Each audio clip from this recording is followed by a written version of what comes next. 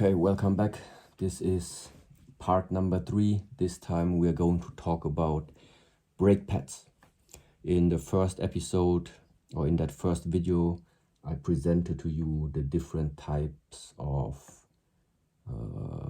calipers that found their way in my hands. And in the second video, I showed you also which discs I'm planning to use together with the calipers, which are mainly the carbon ceramic discs from SICOM, but also I got my hands on a pair of BrakeTech CMC rotors, which are very rare, but nevertheless. So the point is like this: even if you have already chosen a type of caliper that you would like to use, now the problem is that if you would like to run with the SICOM discs, then you need the proper pad compound, let's say. And this is the reason why when you are ordering a pair of SICOM discs, normally you're also being provided with a free pair of suitable pads, which directly come from SICOM.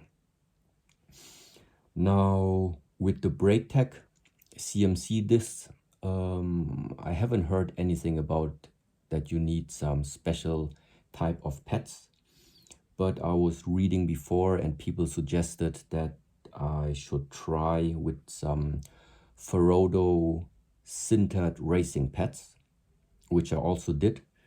And it's not that I was not satisfied with the braking power, but the way how the brakes are feeling is really, really different compared to steel discs.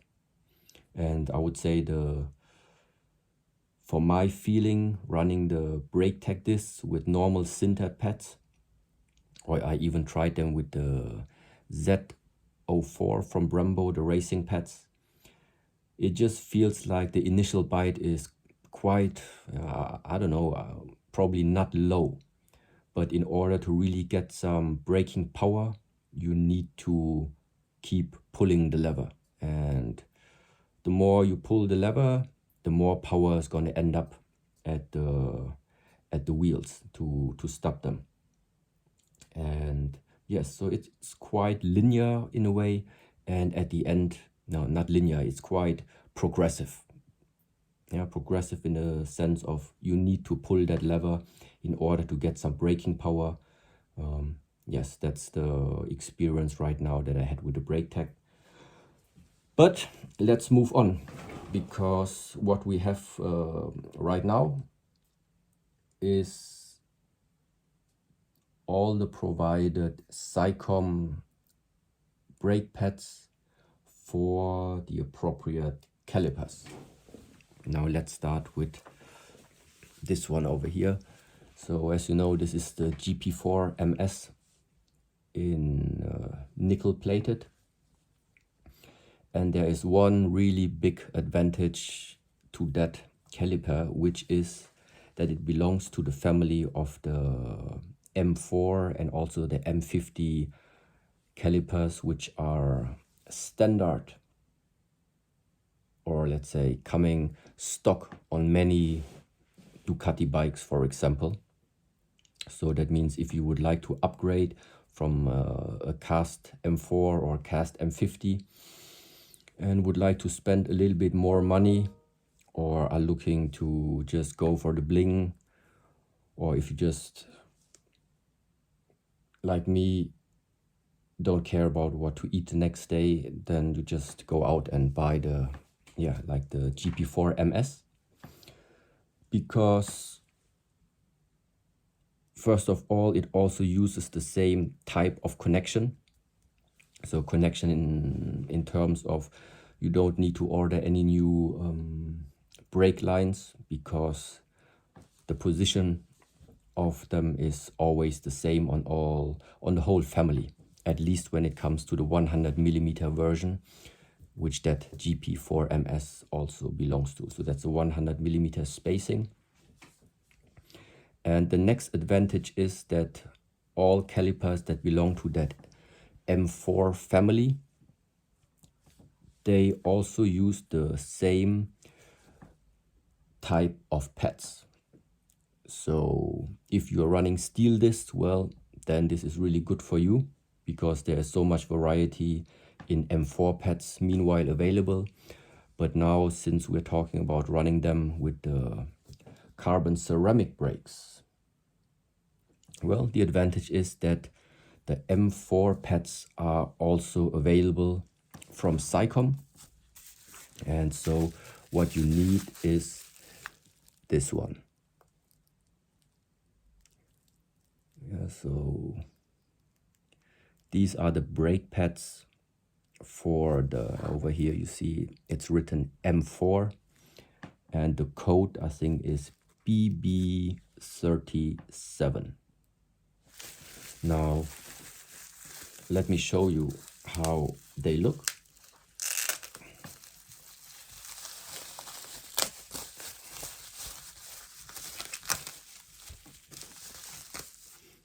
Yes, and here you also see it HPS. So exactly, HPS is the company that actually I'm also purchasing all my SICOM parts and all the racing parts from, mainly because, yeah, I have a good experience with them. And especially there is one very nice guy, his name is Giles. And throughout those 2 years of waiting for the SICOM discs to come, I always stayed in good communication, and they are doing their best, I have to say, to get you satisfied. And sometimes it's just not their fault or anything like this, but they keep you motivated, so that is definitely a good thing. So thumbs up to HPS. But nevertheless, so let's look at the pads. So this is how an M4 pad for the GP4 MS or all M4 family calipers looks like, and it's quite sick. And now one thing that I maybe want to tell you is how to get the pads out or how to put the pads in without scratching your new caliper, because I told you before that I'm just too poor to have scratched calipers, because it's like you spend a fortune waiting many months or many months to finally get them, and then the first thing you do is scratch them. That's not funny, but okay. So look, the pads, they have those two pins here on the side. So the way how I normally put them in is, here you also see there is the spring right on top of the caliper. So on top of it, it's this one and that one. You don't need to remove it. You just leave it in, because like this, it also like doesn't fall out. So it's supposed to stay in place. And then afterwards, you just turn around that caliper, place it here into the center, and then you just need to push down on the pad. All right, you just need to push down. Okay, not like that, but like this.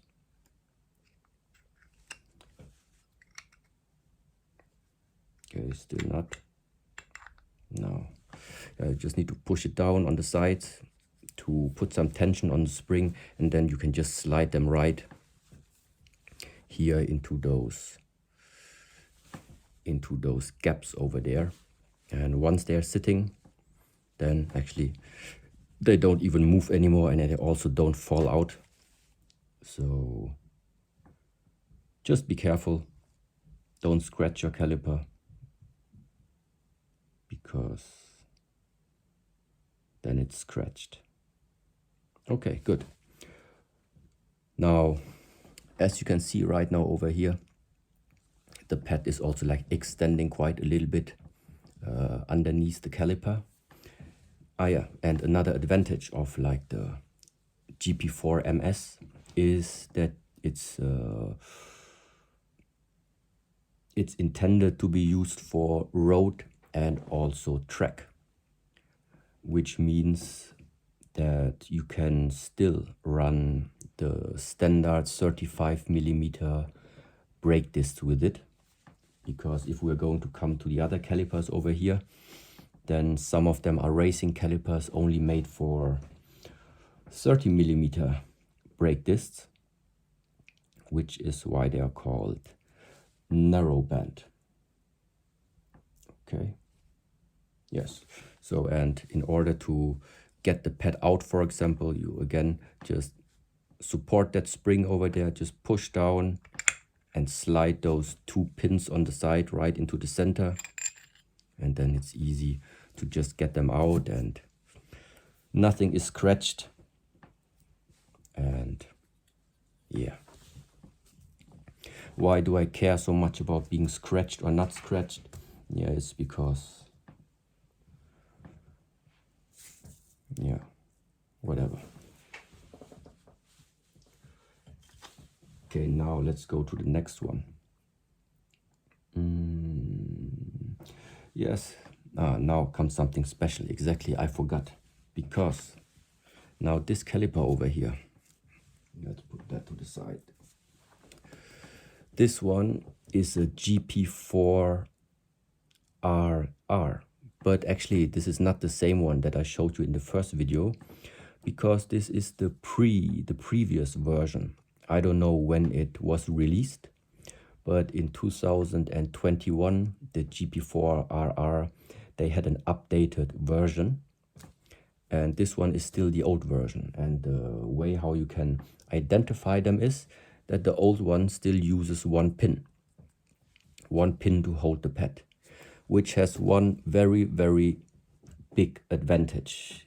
And this advantage is also the reason why I'm running the old GP4RR and don't use the new models. Because the new models, SICOM doesn't have the suitable pads for them. Because the old the new GP4RR doesn't have that pin anymore, but therefore has some small plates underneath the caliper which are holding the pads inside the caliper and preventing them from falling out. But exactly because of that, because you have some smaller brackets down here, it is a problem to use the SICOM pads, because as you will see in all other calipers as well, the pad is extending quite a lot underneath the caliper. Now let's start with another one.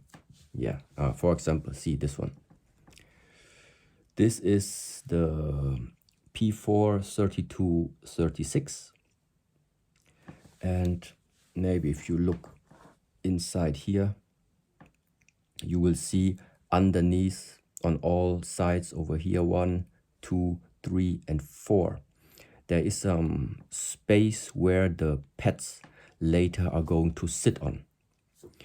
And initially I was planning to use those calipers also on one of my racing bikes, and therefore I asked at HPS what could they do if they do have any pads which are fitting for this caliper. And now, as you can see, the pads for this caliper, which is having those supporting those pad supports underneath it, they have this type of product number. It is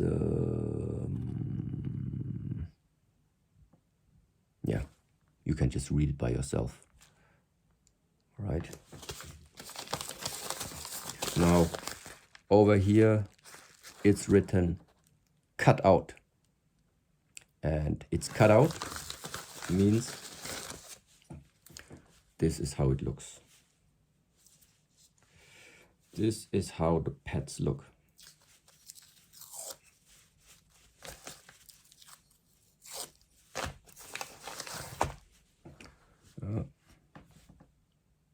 The cutouts are on that side and on this side, because elsewise it would not be possible for them to fit. But right now over here you can see that the pad is sitting, or at least it has the possibility to still extend below the level of like the caliper,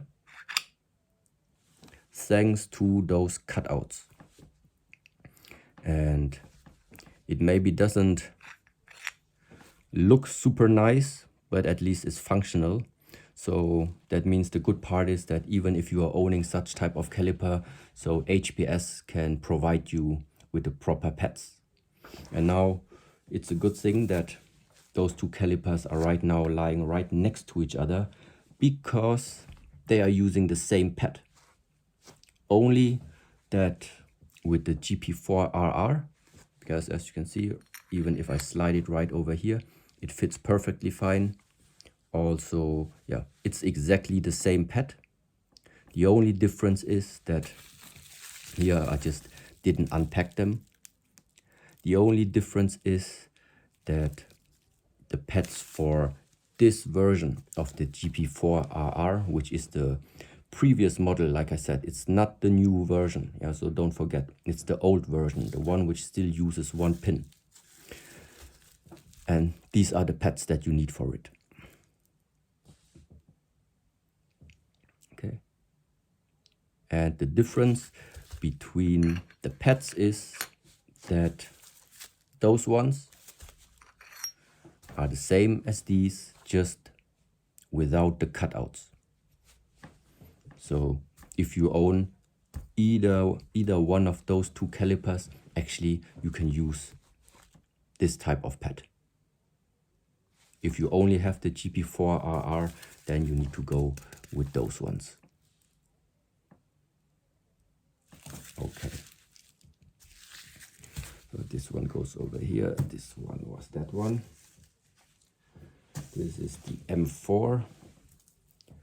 What else? What else? Ah, yes, here. Now let's go to the little bit more low budget version of the P43034 CNC caliper, but it's a two-piece design, and also on the top has two pins to hold the pad. And yeah, so if you're using this type of caliper, then what you need is those pads. It's the code, I think, is like BB19, but I think, yeah. So let's see how the pads look. Ah, yeah. They just look ugly. That's how they look. They look really ugly. Look at this. You know, you have a nice CNC milled caliper, and then you have that type of pad. Now, of course, if you don't care about how things look, but why wouldn't you care about how it looks if you already start investing in this type of caliper? Okay, let's take the pins out. So yeah, and you see it slides right through. So let's fix it.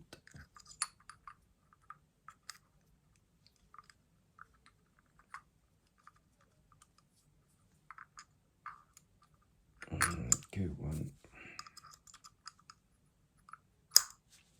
2, yeah. So now why I say it's ugly, yeah, look for yourself how much it's looking out if you would look from the side. But well, these are like just small things, but anyway, important is it is working, and you can use those calipers also with your carbon ceramic discs, because the pads are available, so that's already something good. Yeah. So, and now, last but not least, here we have like I think it's a P2 34 millimeters. I think it has two 34 millimeter pistons. Also on this one I exchanged bolts because it's a two-piece design, but I still exchanged both of the bolts with the forged titanium bolts. And yes, maybe I have to tell you before why I place so much emphasis on the forged titanium is because I already stripped normal titanium screws, because my research told me that you need to have at least 34 Newton meters of torque to tighten both halves together. And when I did that with some low quality titanium screws, which anyway all of them come from China, I think, I just stripped one of them, and so yeah, it was a bunch of work to get them out again. And since I'm not in the mood to do that ever again, I got my hands on the forged ones, on the forged titanium screws, because they will survive a little bit more of torture. And yes, there are also now brake pads available for the rear caliper, in case you have a CMC disc also on the rear. Now the only downside is, now look, why is it blue? And the only thing this blue is fitting to is like my jacket, but besides that, it's just, I don't know. Yeah, you have a nice Ducati, all red, black, carbon fiber whatsoever, and then the brake pads are blue. Yes. But like I said, at least it's existing. And so if you would like to run some rear calipers, some carbon ceramic discs on the rear together with this caliper, then what you need is this type of pad. Okay. Yeah, also one of the reasons why I decided to record that small video for you is because nowhere else at the moment on the internet you can search as much as you want. You just find nothing about which pads are available and do they really fit and how do they look and yeah, which combinations are like possible to run. Yeah, for example, yeah, I'm really lucky about this one, the GP4RR, the previous version, which uses that one pin, because the new GP4RR, the 2021 version, or which was being introduced in 2021, 21, 22, it doesn't use, like I said, that pin over here anymore, and therefore they also don't have pads from SICOM to fit the new version of the GP4RR calipers, which is somehow a pity. But well, sometimes you're lucky and then you still find maybe one of those older pairs which but which at the same time only come in 108 millimeter spacing.